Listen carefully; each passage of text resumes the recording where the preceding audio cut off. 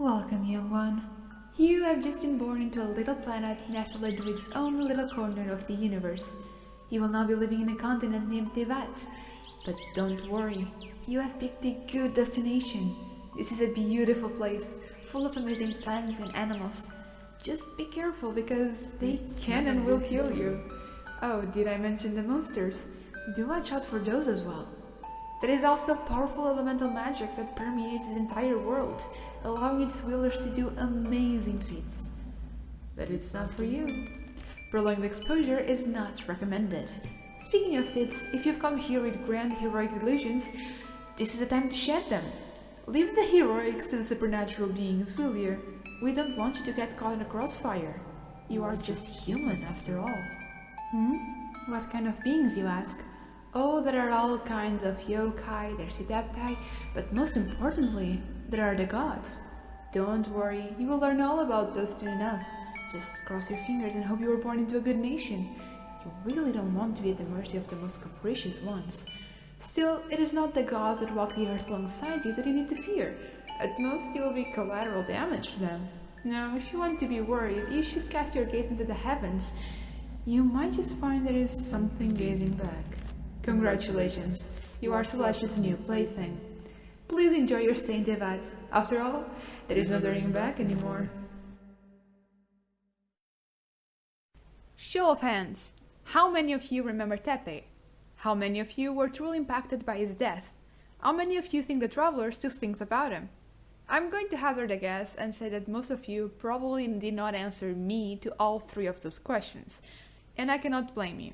Tepe was both a victim of the arc he was inserted in and of what I can only imagine were resource-saving measures on the game developer's part.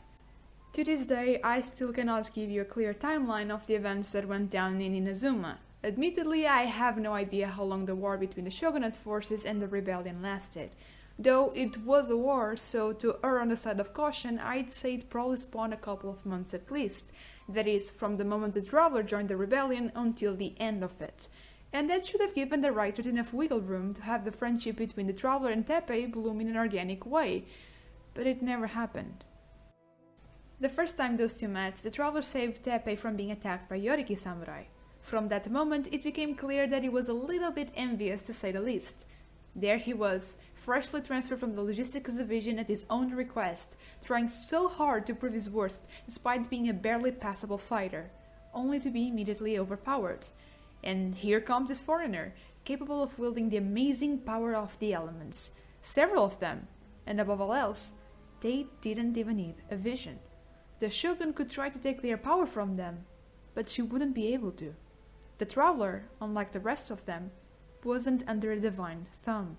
And so a one-sided rivalry starts, with Tepe becoming even more envious of our favorite little alien after they get promoted to the captaincy of Swordfish 2 after a single battle. But it's not the toxic kind of rivalry that he feels. The Traveler inspires him to do better, to get on their level. They are his motivation, so the camaraderie that Tepe expresses, it's genuine. But it doesn't feel like it. All that we, as the players, experience is what essentially feels like a lot of useless side quests, like clearing the beach of Ronin, interspersed with meetings with Tepe, where he boldly proclaims that he's climbing the ranks and will one day be on par with the Traveler. Did all of this happen over the course of months? Days? An afternoon? The lack of a clear timeline cheapens the narrative. It reduces the impact this friendship with Tepe has on us as players, because we all know that the best friendships take time to build. This one feels inorganic. And then, to make matters worse, he has an NPC model. Don't lie, when you see a character that plays an important role in a story, but as an NPC model, doesn't your mind immediately scream, "Replaceable!" Genshin is known for its recognizable and extremely hard to draw designs, but Tepe simply looks like some guy. Like, a lot of guys, actually. He looks just like every soldier in the Watatsumi army, the Shogunate army, and even the civilians that just litter around Inazuma. He's not special, which, in a way, you could argue is the entire point, as we will see. But it also makes him not memorable at all. Giving Tepe an NPC model is the visual equivalent of naming the guy responsible for the distribution of delusions to the army Nathan. Nathan! And we didn't even get to see him. But I digress. The point is, Tepe as a character was completely wasted. He was not the only character to be wasted in the entirety of the story, but to me, he still represents the greatest loss. Because Tepe's worth, from a storytelling perspective, doesn't lie within Tepe. It lies within the archetype that he represents.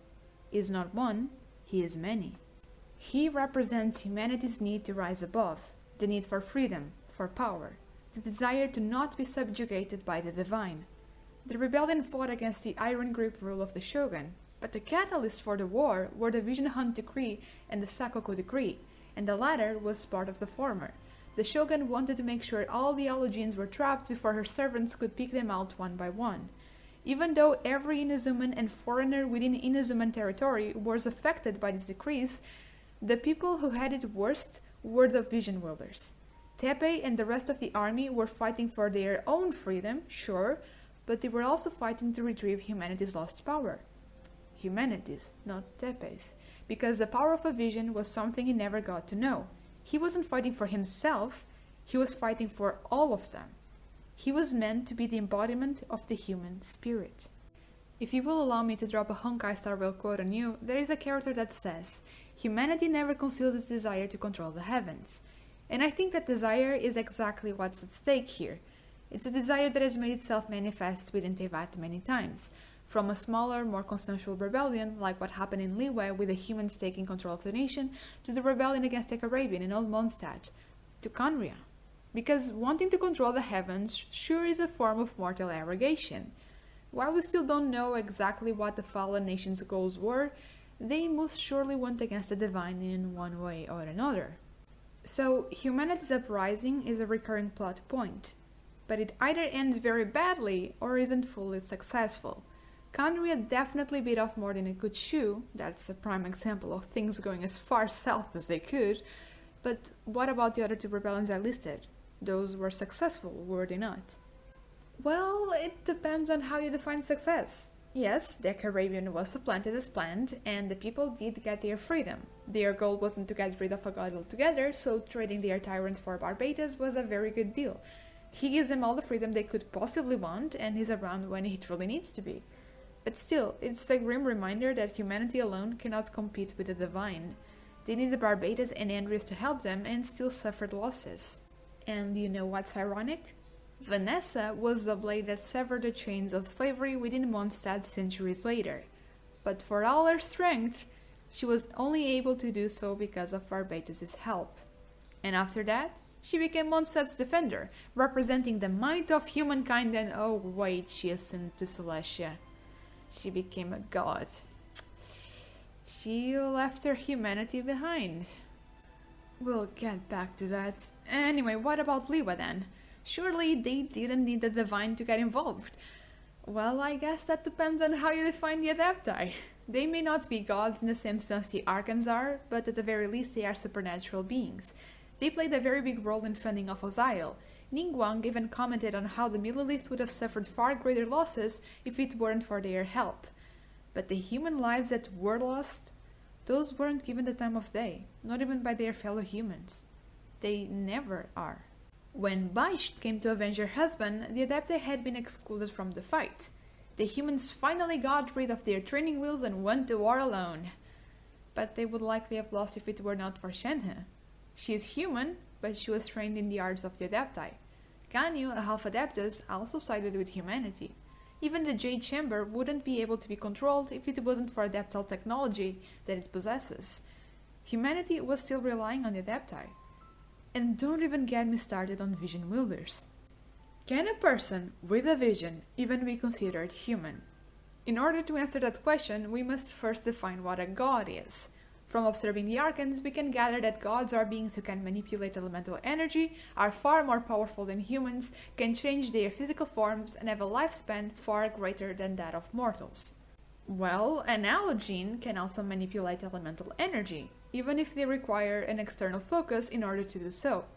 And this goes beyond simple elemental control. We have seen vision wielders teleporting, healing, or defying the laws of physics, which mirrors the Archon's more divine needs. like the Shogun walking on air and A existing in the plane of Euthymia without a physical body, for example. Their bodies are also much stronger and more durable than those of non-vision wielders. We know from Sayu that they become physically stronger after receiving their vision, and they can withstand more damage and elemental exposure. They can also change their physical form. We have seen several allergens turn into their element before. So really, the biggest difference is that their lifespan isn't increased. Well, that we know of. Allergens are like humanity 2.0. If you take their visions away, they will return to being normal humans, but with them, they are simply superior. And they are so because they lean on the crutch of divinity. So, is a victory achieved through the might of allergens truly a victory for humanity? And like I said, Vanessa ascended to Celestia. This is supposedly something that could, in theory, happen to any vision wielder. According to the beliefs of Vanessa's people, ascension into godhood is something that those who perform heroic and great feats can achieve.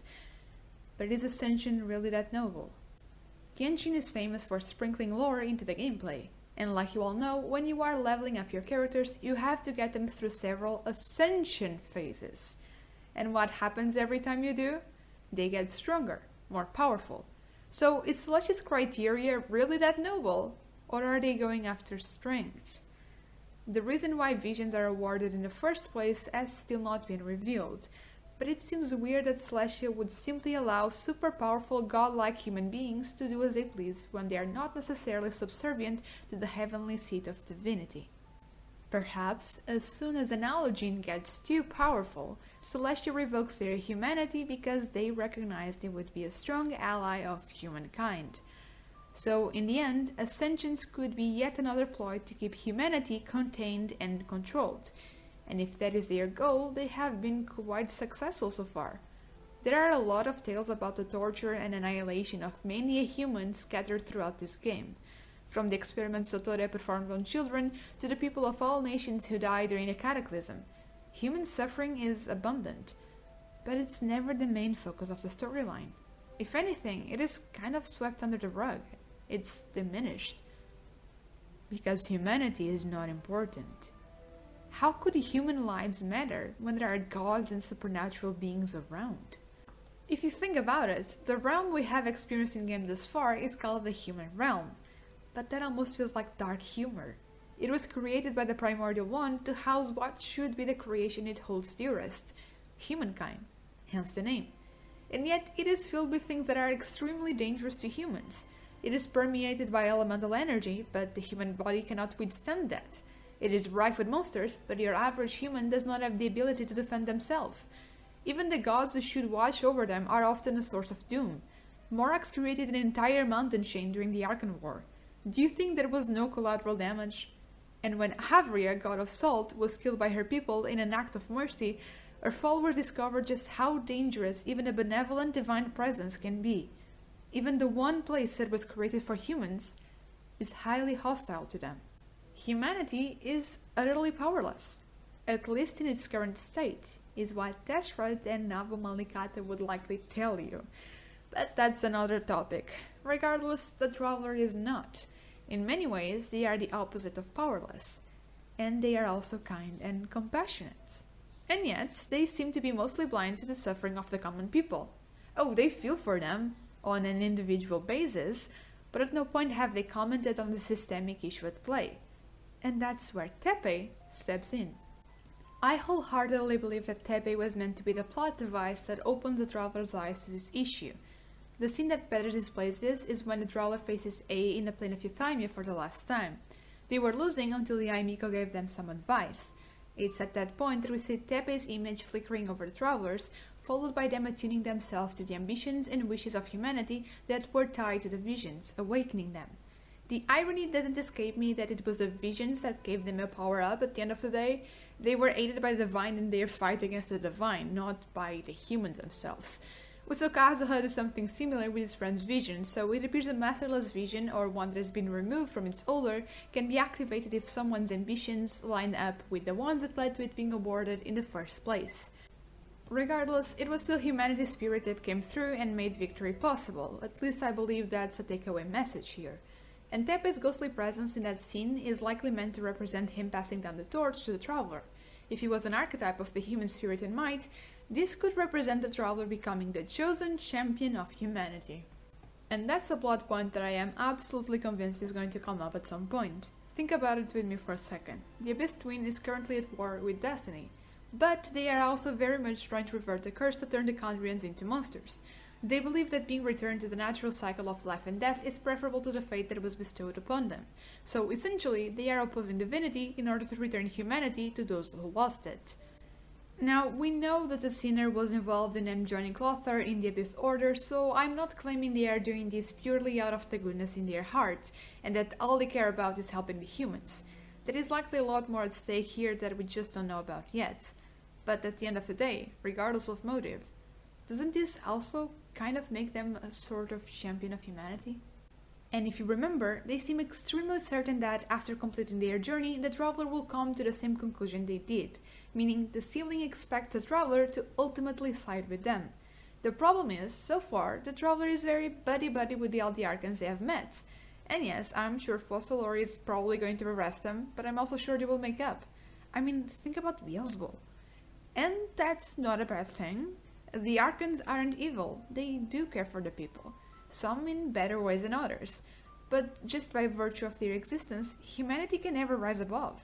We talked about this. Humans are often collateral damage. They are pawns in the grand game of chess that all these powerful beings are playing. Perhaps the only way humanity can be free is through mortal arrogation. Maybe divinity and humanity simply cannot exist on equal grounds. And if that truly is a stance the Abyss Twin has taken, and if they know they are Sealing well enough to be able to predict their actions and choices correctly, then eventually the Traveler will have to turn their back to the gods and shield the humans. They will truly become humanity's champion. And the event that kickstarted it all? Tepe's death. And that is exactly what worries me. There is no denying that Tepe's passing impacted the Traveler. Them facing off against Scaramouche and fighting Signora in a duel to the death were very much actions taken on impulse due to the grief and anger they felt over the whole situation. But it was short-lived. Tepe was never brought up again, and the Traveler's perspective on humans and the nature of this world didn't really change.